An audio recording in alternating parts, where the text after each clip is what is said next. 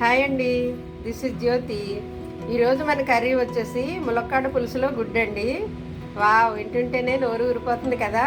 కారం కారంగా, పుల్ల పుల్లగా, చాలా యమ్మీగా బాగుంటుంది ములక్కాడలో గుడ్లు వేసి పులుసు పెట్టుకుంటే. మరి తయారీ విధానం చూసేద్దాం.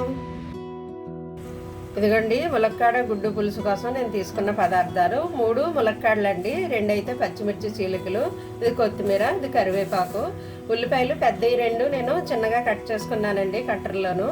తర్వాత 2 టమాటాలు తీసుకున్నాను, ఇవి చిన్నగా కట్ చేసుకున్నాను. చింతపండు అయితే ఒక నిమ్మకాయ సైజు అంత చింతపండు తీసి నేను రసం రెడీ పెట్టుకున్నానండి. ఇది చింతపండు రసం. అయితే ఇదిగో కట్టర్ చూసారా, ఈ కట్టర్లోను మనకు చాలా ఈజీగా ఇది పెట్టేసి ఈ కూరగాయలు అందులో వేసేసి మూత పెట్టేసి పైన ప్రెస్ చేసేది ఉంటుందండి, ఆ ప్రెస్ చేయడమే. దీనివల్ల మనకి ఈజీగా అయిపోతాయి అన్నమాట కూరగాయలు కట్టింగ్.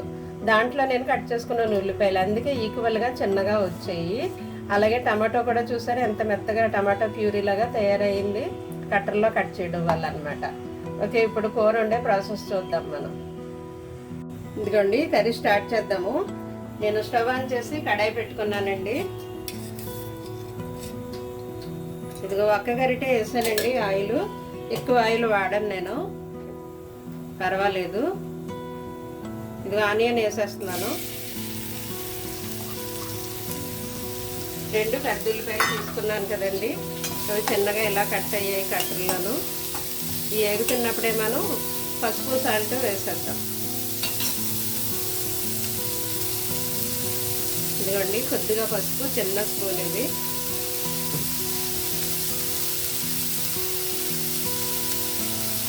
ఇది పులుపు వేస్తాం కదండి, చింతపండు వేస్తాము, అందువల్ల అర స్పూన్ వేస్తున్నాను నేను కారం. అది సాల్ట్, సారీ కారం అనేసాను, సాల్ట్ అండి, అర స్పూన్ వేసాను.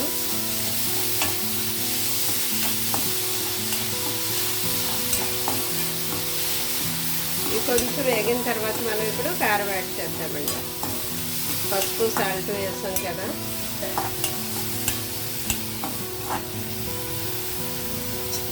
ఓకే, ఇప్పుడు కారం యాడ్ చేస్తున్నాను. పులుపు ఉంటుందని 1 స్పూన్ ఫుల్గా వేస్తున్నాను నేను కారం.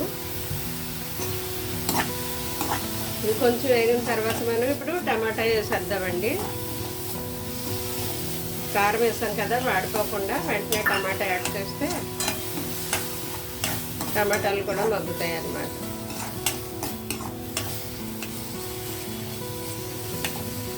ఓకే అండి, ఇప్పుడు వేసేద్దాం మనం ములక్కాడలో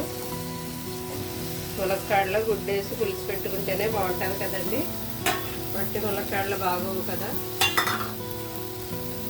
కొత్తిమీర కరివేపాకు కూడా వేస్తాను.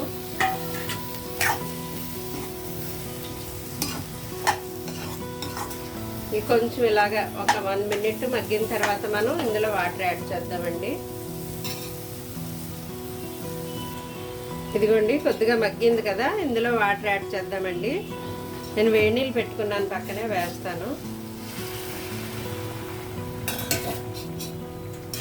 నేను 3 ములక్కాడలు తీసుకున్నానండి, మాకు ములక్కాడలు ఎక్కువ ఇష్టం అనమాట, కాడలు తీసుకుని తింటాము.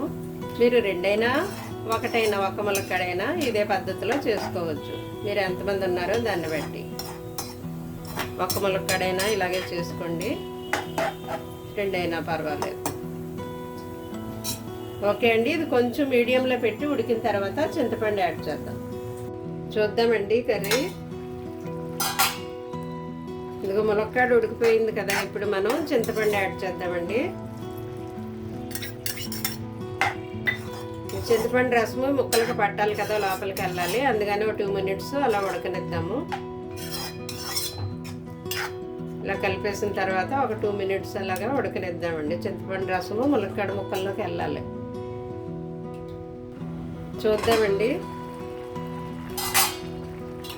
ఇదిగో 2 నిమిషాలు ఉడికేసరికి చూసారా ములక్కాడలు కలర్ మారాయి, చింతపండు రసం పీల్చుకున్నాయి అన్నమాట. ఇందులో మనం ఇప్పుడు ఎగ్స్ ఉన్నాయండి కదా, ఇలా ఘాట్లు పెట్టేసి ఇందులో వేయడమే. అప్పుడు ఆ పులుసు ఇందులోకి వెళ్ళి బాగుంటుందండి గుడ్డు. ఇలా ఘాట్లు పెడితే ఆ కూరలో పులుసు అంతా దీంట్లోకి వెళ్తుంది అనమాట. నేను ఇప్పుడు కొద్దిగా జీరా ధనియా పౌడర్ వేస్తున్నానండి, ఒక అర స్పూను. తర్వాత ఫైనల్గా కొత్తిమీర వేస్తున్నాను.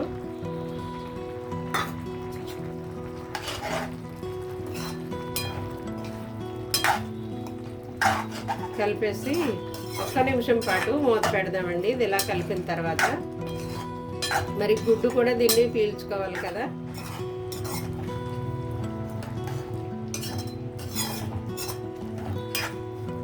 గుడ్లోకి కూడా ఉప్పు కారం వెళ్తుంది, ములక్కాడలోకి కూడా పులుపు వెళ్తుంది.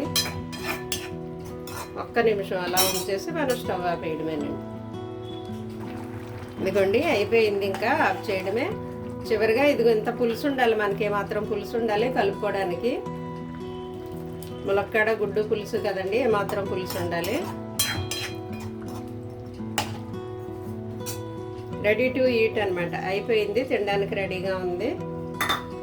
ఓకే అండి, థ్యాంక్ యూ ఫర్ వాచింగ్.